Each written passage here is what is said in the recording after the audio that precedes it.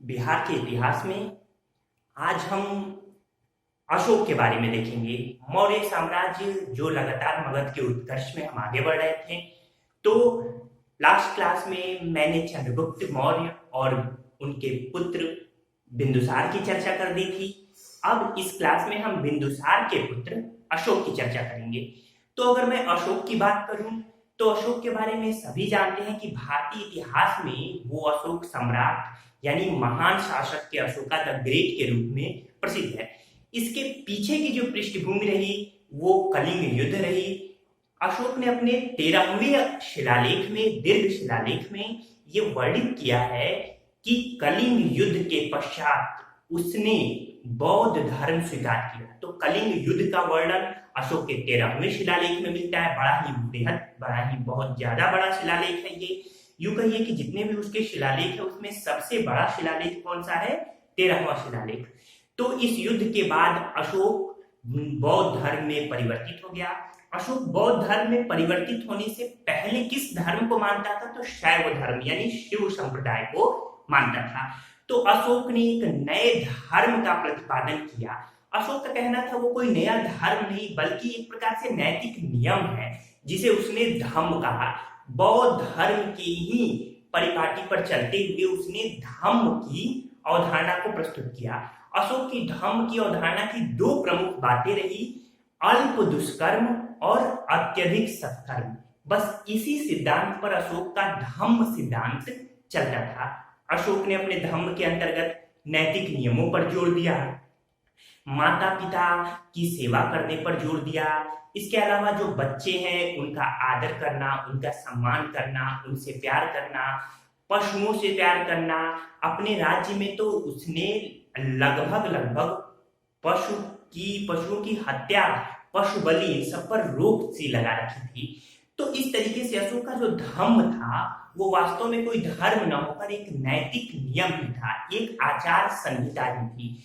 तो भारतीय इतिहास में हम दो शासकों को देखेंगे जिन्होंने अपने नए धर्म की स्थापना की कोशिश की। हालांकि वो धर्म नहीं, वो नैतिक नियम ही है। यहाँ हम अशोक के बारे में पढ़ रहे हैं और इसके बाद मध्यकालीन भारत में हम अकबर के बारे में पढ़ेंगे। तो आइए अशोक की अन्य बातें, अन्य बारीकियों को यहाँ देखते हैं। सबसे पहले मैं आपको अशोक के उन शिलालेखों से परिचित करा दूं क्योंकि यह विद्यार्थियों के मन में एक भ्रम की स्थिति बनी रहती है। तो आप जान जाइए कि अशोक के, अगर मैं अभिलेख की बात करूं तो अशोक के अभिलेखों को 5 प्रकार से बांटा जा सकता है। सबसे पहला दीर्घ शिलालेख। तो ये 14 दीर्घ शिलालेख है जो कि 8 स्थानों पर मिले हैं। यानी इन 8 स्थानों पर जो शिलालेख मिले हैं उसमें कुल 14 बातें लिखी गई हैं। समझ गए?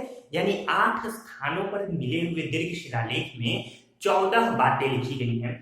फिर 2 पृथक शिलालेख धौली और जौगढ़ से 2 पृथक शिलालेख मिले हैं उड़ीसा में, तो ये अलग है। इसके बाद 18 लघु शिलालेख मिले हैं। ये जो अशोक के सभी शिलालेख हैं इसमें अशोक की यात्राओं, अशोक के धम्म के नियम और अहिंसा की नीति की चर्चा की गई है। यानी अशोक के शिलालेखों में किस किस चीज की चर्चा की गई है? तो अशोक की धार्मिक यात्राएं, अशोक के नियम, धम्म, अशोक द्वारा प्रतिपादित धम्म के नियम और अहिंसा की नीति का उल्लेख है। इसके बाद से 7 वृहद शिलालेख, स्तंभ लेख मिले हैं। अब ये शिलालेख तो 3 प्रकार से हो गए, अब 7 वृहद स्तंभ लेख 6 स्थानों से मिले हैं। फिर लघु स्तंभ लेख अशोक के मिले हैं। इसके बारे में अलग अलग विद्वान अलग अलग मत देते हैं। कुल मिलाकर यह हमने 5 लघु स्तंभ लेखों पर चर्चा की है। तो अगर मैं अशोक के ये जो 8 स्थानों पर मिले हुए 14 दीर्घ शिलालेख की बात करूं तो ये देखिए कौन कौन से हैं। ये 8 स्थानों पर मिले हैं। सबसे पहले धौली जो कि पूरी उड़ीसा में है। 1837 में इसकी खोज हुई थी, यानी 1837 में, और ये ब्राह्मी लिपि में है। इसके बाद शाहबाजगढ़ी जो कि पेशावर पाकिस्तान में 1836 में इसकी खोज हुई। शाहबाजगढ़ी और मानसेहरा ये दोनों ही शिलालेख खरोष्ठी लिपि में है, जबकि इसके अलावा जितने भी शिलालेख है वो सभी ब्राह्मी लिपि में है। तो इसके बाद तीसरा है मानसेहरा जो कि हजारा पाकिस्तान में है। चौथा कालसी है जो कि देहरादून में 1837 में इसकी भी खोज हुई थी। फिर जौगढ़ है जो कि उड़ीसा के गंजाम जिले में 1850 में इसकी खोज हुई थी। फिर छठा सोपारा है जो कि ठाणे महाराष्ट्र में है, 1882 में इसकी खोज हुई। फिर सातवां एराकुडी है जो कि कुर्नूल जिला आंध्र प्रदेश में है, जिसकी खोज 1916 में हुई। फिर गिरनार, गिरनार जूनागढ़ में है गुजरात में, जो कि 1822 में जिसकी खोज हुई।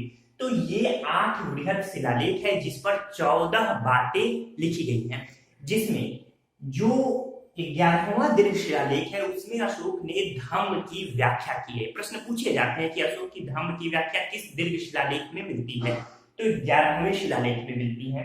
इसके अलावा 12वें शिलालेख में धार्मिक सहिष्णुता पर जोर दिया गया है, और अशोक ये भी वर्णित करता है कि मैंने स्त्री महामात्रों की नियुक्ति की थी। ये महामात्र क्या है इसके बारे में भी मैं बताऊंगा। फिलहाल आप थोड़ा बहुत जान लीजिए कि जो महामात्र थे उनका काम था कि जनता के बीच जाकर अन्य धर्मों के साथ पारस्परिक संबंध स्थापित करना।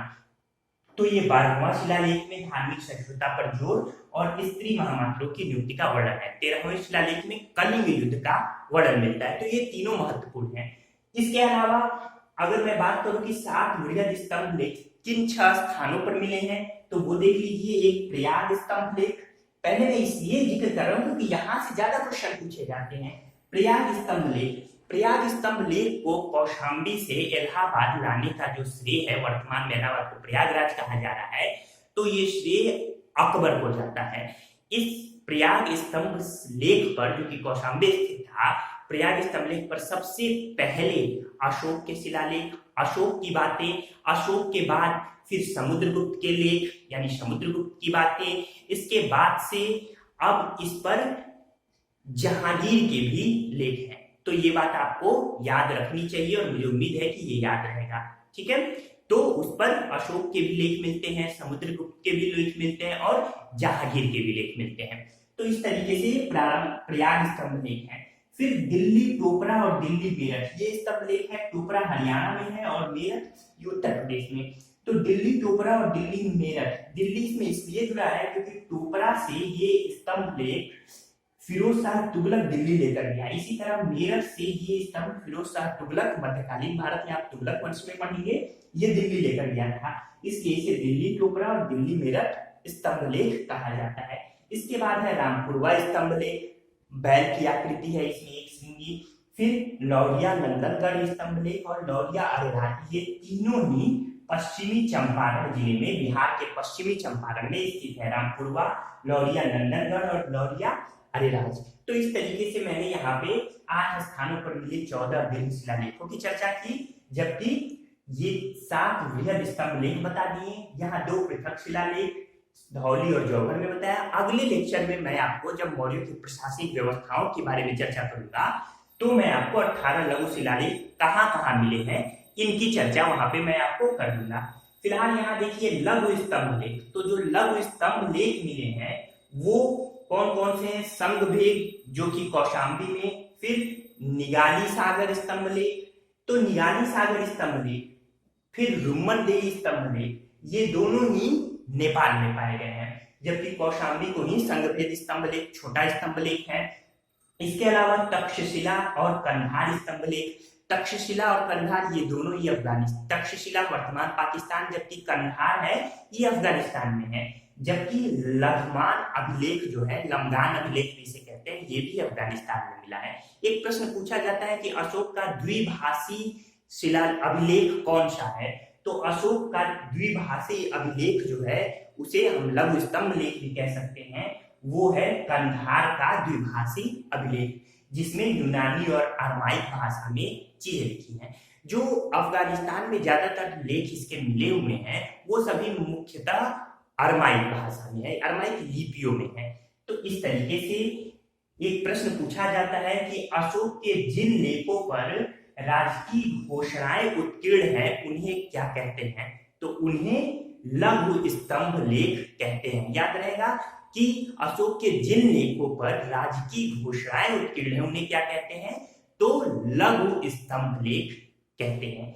तो इस तरीके से मैंने अशोक के अभिलेखों की चर्चा शुरुआत में की, सबसे पहले की, महत्वपूर्ण थे, जितने महत्वपूर्ण point examination point of view से हो सकते थे उस पर मैंने चर्चा की।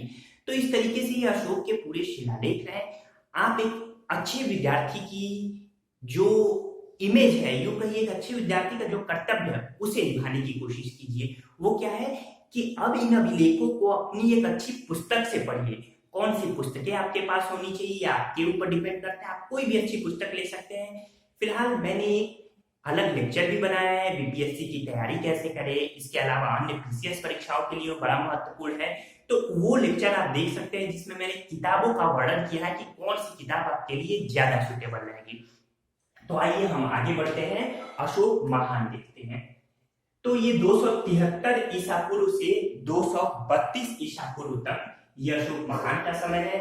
किसी किसी स्रोतों में हम 269 ईसा पूर्व में 269 ईसा पूर्व के अशोक की जानकारी मिलती है। तो राज्यारोहण के पूर्व अशोक उज्जैन का राज्यपाल था। अशोक का नाम देवानाम पिय मिलता है, उसके अभिलेखों में क्या देवानाम पिय यानी देवताओं के प्रिय।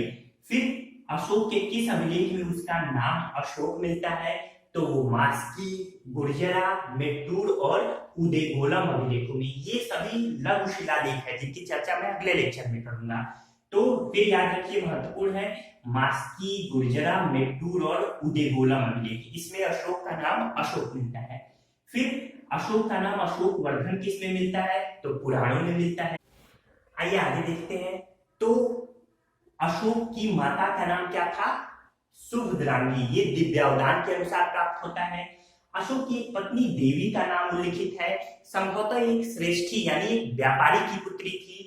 तो इसी से महेंद्र और संमुद्रा नामक पुत्र और पुत्री का जन्म हुआ था अशोक के। ये पुत्र और पुत्री हैं जिन्हें अशोक ने श्रीलंका में धर्म प्रचार यानी बौद्ध धर्म के प्रचार प्रसार के लिए भेजा था। तो अशोक की एक पत्नी का नाम दिव्यावदान के अनुसार तिष्य रक्षिता था। अशोक की 4-5 पत्नियों का उल्लेख मिलता है। अशोक के अभिलेख में केवल उसकी एकमात्र पत्नी कारुबाकी का नाम मिलता है, जो कि अशोक के पुत्र तीवर की मां थी। याद रहेगा। तो अशोक के अभिलेख में उसकी एकमात्र किस पत्नी का उल्लेख मिलता है, तो कारुबाकी का उल्लेख मिलता है। ठीक है। अशोक के 2 भाइयों का उल्लेख मिलता है दिव्यावदान में, सुसीम व विगताशोक। माना जाता है कि सिंहल अनुश्रुतियों के अनुसार अशोक ने अपने 99 भाइयों का कत्लेआम कर गद्दी प्राप्त की थी, लेकिन इसकी कोई प्रमाणिक जानकारी हमें नहीं मिलती। इसके बाद देखते हैं कि अशोक के 8वें वर्ष कलिंग युद्ध हुआ था, यानी राज्याभिषेक के अशोक ने जब अपना राज्याभिषेक कराया उसके 8वें वर्ष वह कलिंग पर पहुंचा। कलिंग में भीषण नरसंहार हुआ। कलिंग की राजधानी क्या थी, तो तोसली थी। इसके बाद है अशोक को बौद्ध धर्म में दीक्षित किसने किया, यहां ध्यान दीजिएगा। दीपवंश व महावंश, ये जो कि सिंहली यानी श्रीलंका, तो श्रीलंका के ये दोनों जो की रचनाएं हैं, तो सिंहली अनुश्रुतियों के अनुसार दीपवंश और महावंश के अनुसार अशोक को बौद्ध धर्म में निग्रोथ नामक बौद्ध भिक्षु ने दीक्षित किया था, जबकि दिव्यावदान के अनुसार उपगुप्त ने दीक्षित किया था। किसने, उपगुप्त ने। ये उपगुप्त है, इनका तादाद में मोगली पुत्र तिस्य से बैठाया जाता है। प्रश्न पूछे कि किसके प्रभाव में अशोक पूर्णतः बौद्ध बन गया, तो मोगली पुत्र तिस्य। इन्हीं मोगली पुत्र तिस्य को उपगुप्त नाम से जाना जाता है। इसके बाद है कि अशोक ने धम्म की जो परिभाषा दी है वह किससे ली गई है, तो वह राहुलोवाद सूत्र से ली गई है। याद रहेगा, राहुलोवाद सूत्र। अशोक ने धम्म की जो परिभाषा दी है वो किससे ली गई है, राहुलोवाद सूत्र से ली गई है। फिर तृतीय बौद्ध संगीति पाटलिपुत्र में अशोक के समय हुई थी, जिसकी अध्यक्षता मोगली पुत्र तिस्य ने की थी। इसी में यानी इसी तृतीय बौद्ध संगीति में अभिधम्म पिटक की रचना हुई थी। तो ये अशोक के बारे में महत्वपूर्ण बातें रही। अशोक के प्रधानमंत्री का नाम क्या था, राधा गुप्त। याद रहेगा, राधा गुप्त अशोक के प्रधानमंत्री थे। इसके बाद देख लेते हैं कि अभिषेक के 13वें वर्ष बाद धम्म महामात्र नामक पदाधिकारियों की नियुक्ति की थी अशोक ने। फिर अशोक द्वारा धर्म प्रचार के साधन कौन कौन से थे। सबसे पहला साधन था धर्म यात्राओं का प्रारंभ। अशोक ने अपने राज्याभिषेक के 10वें वर्ष उसने बोध गया की यात्रा की थी। फिर 20वें वर्ष उसने लुम्बिनी की यात्रा की, जहां पर उसने कर घटाकर 1/6 से 1/8 कर दिया था। इसके अलावा जो धार्मिक कर था उसे वहां समाप्त कर दिया था। इसी तरीके से 14वें वर्ष अपने राज्याभिषेक के 14वें वर्ष नेपाल तराई में स्थित निगरीवा में कनक मुनि के बौद्ध स्तूप की मरम्मत करवाई थी अशोक ने। फिर अशोक ने राजकीय पदाधिकारियों की नियुक्ति की थी, जिसमें प्रमुख नाम आते हैं व्युष्ट, रज्जुक, प्रादेशिक और युग, जो कि स्तंभ लेख 3 और 7 में वर्णित है। इसके अलावा स्तंभ लेख 2 में भी इन पदाधिकारियों का नाम आता है। तो याद रखिएगा, राजकीय पदाधिकारी इनका काम क्या था कि जाके राज्य में देखना कि धर्म का प्रचार प्रसार ठीक से हो रहा है कि नहीं। प्रत्येक 5वें वर्ष ये जाकर पूरे धर्म और सारी धार्मिक क्रियाकलापों का निरीक्षण किया करते हैं। इसके बाद है धर्म महामात्रों की नियुक्ति। किस शिलालेख में मिलता है? तो 5वें शिलालेख में धर्म महामात्रों की नियुक्ति। ये जो 14 दीर्घ शिलालेख है, जिसमें 5वें दीर्घ शिलालेख में धर्म महामात्रों की नियुक्ति का वर्णन मिलता है। ये वही धर्म महामात्र है जिनका काम धार्मिक क्रियाकलापों को बनाए रखना था, यानी कि अब समाज में हर धर्म अपने विचारों को मुक्त रूप से रख सके और आपस में आपसी सामंजस्य बना रहे। इसके अलावा धर्म श्रावण यानी धर्म को सुनना और धर्म उपदेश की व्यवस्था की थी अशोक ने। फिर धर्म लिपियों को खुदवाया था। इसके अलावा विदेशों में धर्म प्रचारक अशोक ने भेजे थे। तो इस सब तरीकों से अशोक ने धर्म प्रचार किया। इसके बाद अशोक के स्तंभ को सर्वप्रथम पढ़ने का श्रेय किसे जाता है? स्टीफेन थैलर ने, सॉरी माफ कीजिएगा, अशोक के स्तंभ को सर्वप्रथम पता लगाने का श्रेय किसे जाता है? तो अशोक के स्तंभ का सर्वप्रथम पता 1750 में स्टीफेन थैलर ने लगाया था। जबकि अशोक के स्तंभ को पढ़ने का श्रेय किसे जाता है? तो ये जेम्स प्रिंसेप को जाता है, जिसने 1837 में ये सभी लेख को अशोक के पढ़ा था, जो कि ब्राह्मी लिपि में थे। इसके बाद अशोक के 2 अभिलेख खरोष्ठी लिपि में है। कौन कौन से? एक शाहबाजगढ़ी, एक मानसेहरा अभिलेख। फिर अशोक ने कश्मीर में श्रीनगर की स्थापना की थी। अशोक चक्र जो है वो, जो कि धर्म चक्र का वर्णन करता है, इसमें कितनी तीलियां हैं? 24 तीलियां हैं। अशोक ने गया स्थित बराबर की पहाड़ी पर आजीविकों के लिए 3 गुफाएं बनवाई और उन्हें दान दी। कौन कौन? कर्ण चौपड़ गुफा, सुदामा गुफा और विश्व झोपड़ी गुफा। इन तीनों गुफाओं में यहाँ पे अशोक की बातें भी लिखित है वहां पे अशोक ने, और ये जो बातें अशोक की लिखित है वो विशेषकर ब्राह्मी लिपि में है। इसके अलावा वहां पे प्राकृत लिपि का भी वर्णन दिखाई देता है। तो इस तरीके से ये पूरा का पूरा मैंने अशोक के बारे में डिस्कस किया। उम्मीद है आपको हमारा लेक्चर पसंद आया होगा। अगर आप हमारे चैनल पे नए हैं और लेक्चर पसंद आए तो चैनल को सब्सक्राइब कर दीजिएगा। इसके अलावा आप हमारे साथ बने रहिए ताकि हम हमारे बेहतर से बेहतर लेक्चर आप तक पहुंचते रहें। वीडियो को पूरा देखने के लिए आपका बहुत बहुत धन्यवाद।